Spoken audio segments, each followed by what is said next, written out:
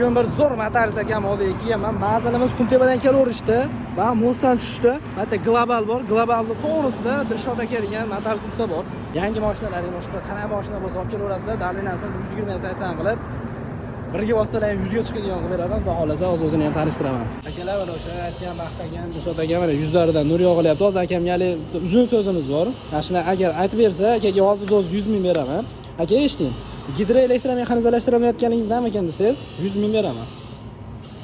Jon uka, men bir marta tash aytgandan keyin tizam ko'zi qirsiladigan bo'lib qolgan tash. Assalomu alaykum. Akalar xullas yangi chiqqan Damazamizda muammo bo'lyapti. Uni vaqtsalari og'irlashib qolyapti zavoddan chiqqandan keyin.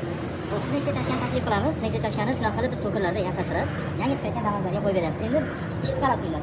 Bunisi mana qattiq. Hozir buni o'rnatganimizdan keyin videosini ham qo'yamiz. O'rnatgan bo'ldik. Mana eskisi edi. Bu yangisi. Endi aynalishni ko'ringlar akalar.